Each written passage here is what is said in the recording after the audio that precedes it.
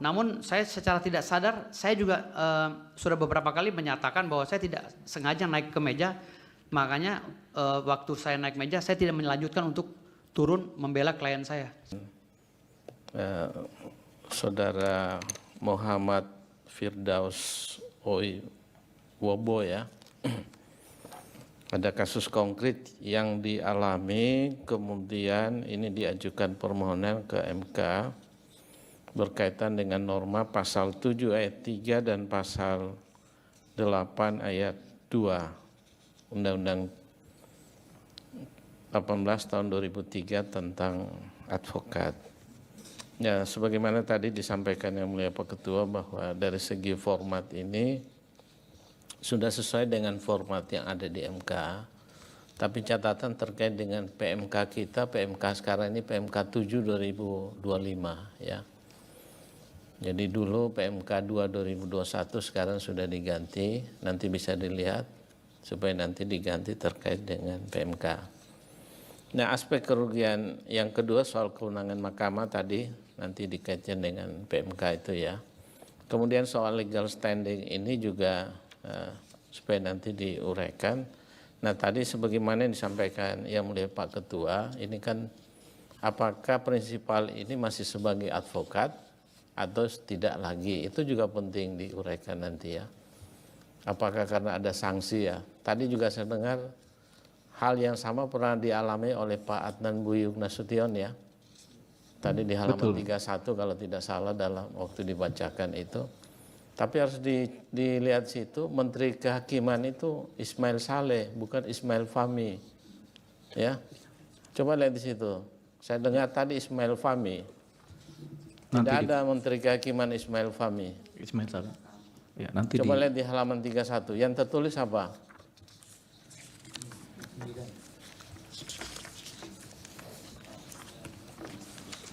Ini beliau ini dikenal sebagai pendekar hukum nih, Ismail Saleh.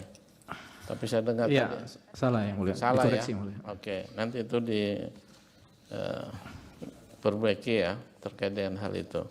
Ini juga dalam catatan saya juga ada beberapa yang typo ya, itu juga nanti supaya diperbaiki nanti.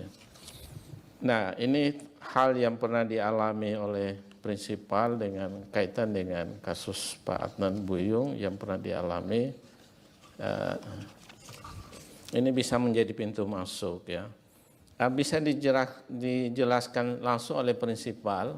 Proses awal pemberhentian itu dari organisasi, bisa dijelaskan mungkin 1 menit soal kasus konkret ini? Ya, terima kasih Yang Mulia. Assalamualaikum warahmatullahi wabarakatuh. Waalaikumsalam. Pertama-tama saya ucapkan terima kasih dan hormat yang setinggi-tingginya kepada majelis yang memimpin persidangan ini. Pada saat itu saya sedang mendapatkan kuasa dari Saudara Dr. Rasman Arif Nasution yang sedang bersidang di Pengadilan Jakarta Utara. Lalu karena terlalu euforionya jaksa mengerubuni klien kami yang entah kenapa ya saya tidak melihat pada saat itu karena hakim men-skor persidangan.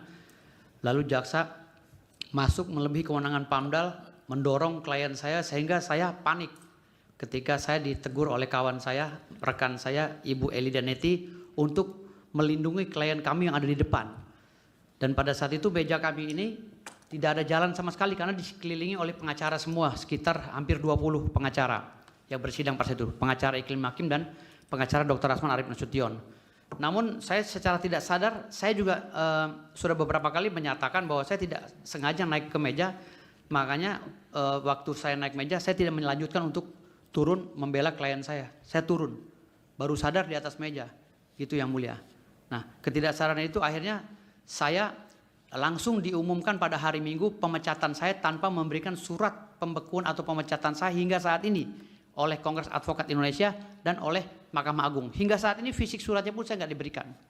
Dan permasalahan yang sangat krusial yang saya catat hari ini adalah setelah saya cek di Ditjen AHU ternyata saudari Siti Jamilah Lubis ya yang memecat saya di Kongres Advokat Indonesia yang mengaku sebagai ketua umum tidak tercatat sama sekali di Ditjen AHU. Artinya beliau secara eksplisit tidak boleh melakukan tindakan portofolio dengan menandatangani surat-surat SK apapun menurut pemahaman saya.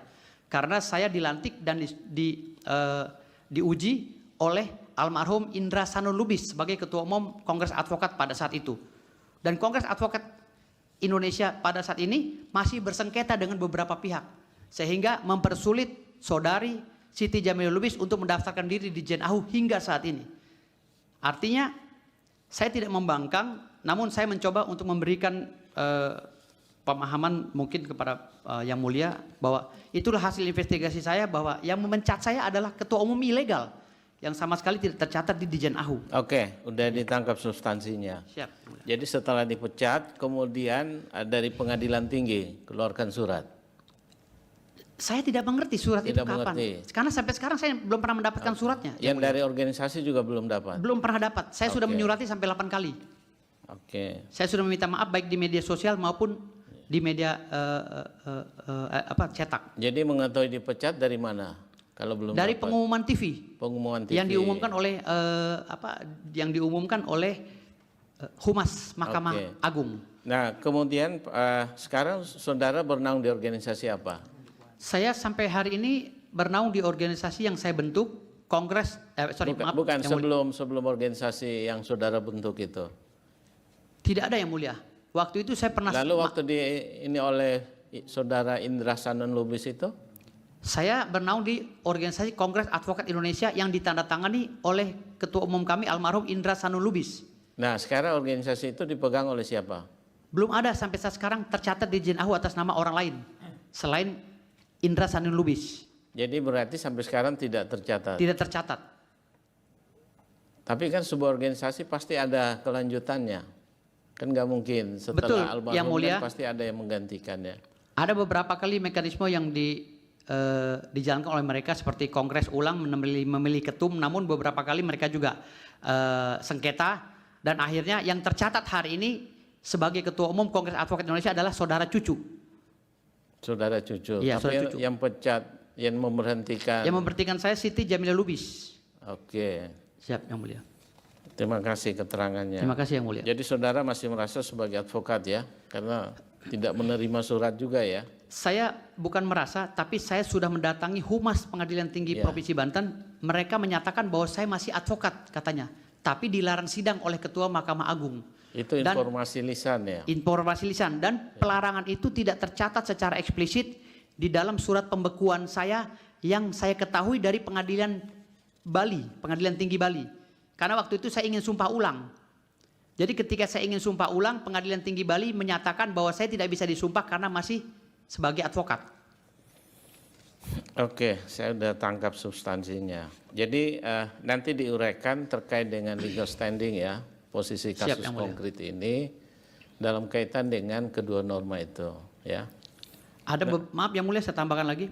Ada beberapa kali saran dari rekan-rekan bahwa saya harus bersidang karena saya masih jadi advokat menurut informasi yang beredar dan secara lisan dari Pengadilan Tinggi. Tetapi saya mematuhi hukum yang terjadi di Indonesia ini yang diterapkan oleh kita bersama. Makanya saya nggak mau menggunakan cara itu. Jadi saya cara-cara konstitusi yang saya lakukan hari ini, Ya baik, saya ajukan kami sudah judicial review. tangkap itu. Tadi juga Yang Mulia Pak Ketua mengingatkan tidak menggunakan toga karena ada Siap, Yang lampiran dokumen yang diserahkan ke mahkamah ya. Siap Yang Mulia. Nah itu.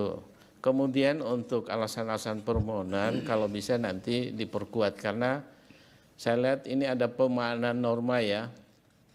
Kalau kita lihat dalam petitum itu supaya nanti diperkuat alasan-alasan filosofi, sosiologis, yuridis ya. Kalau perlu juga ditambahkan asas, doktrin, kemudian jurisprudensi ataupun perbandingan di negara lain kalau ada ya. Sebab kalau dalam ketentuan norma ini selalu kan diberi kesempatan untuk membela diri ya, setiap anggota itu. Ya namanya organisasi profesi udah pasti spiritnya itu melindungi anggotanya.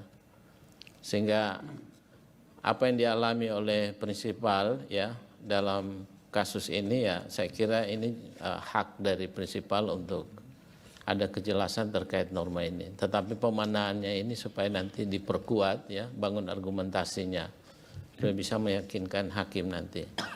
Nah, kemudian soal petitum coba dicermati nanti. Mahkamah tidak pernah menangani kasus-kasus konkret ya. Artinya terutama putusan-putusan oleh badan atau pejabat tata usaha negara yang bersifat individual konkret ya. Kalau dicermati di petitum angka berapa nih? 4 ya. Ini kan sebenarnya mahkamah ini diminta untuk membatalkan penetapan ketua pengadilan tinggi. Nah, mahkamah ini sebenarnya tidak berwenang untuk itu ya. Tapi nanti dengan permohonan untuk kedua norma ini silakan saja, karena putusan-putusan MK biasanya kan prospektif ke depan ya. Baik. Tapi untuk kasus ini catatan saya terkait dengan hal ini. Saya kira sementara dari saya cukup sekian, Yang Mulia Pak Ketua. Terima kasih. Baik, terima kasih Yang Majelis. Mulia. Nanti. Apa Pak? Boleh saya tambahkan? Sebentar, nanti diberi kesempatan. Baik. Dilanjut Yang Mulia, Prof. Guntur silakan. Prof. Ya, baik, terima kasih Yang Mulia Bapak Ketua, terima kasih Yang Mulia Bapak Dr. Daniel Yusmik, Pancastakifoe. Ini pemohon dan para kuasa ya, Pak Firdaus, Pak Deo ya. Ya, untuk permohonan saudara ini. Download Tribun X sekarang, menghadirkan lokal menjadi Indonesia.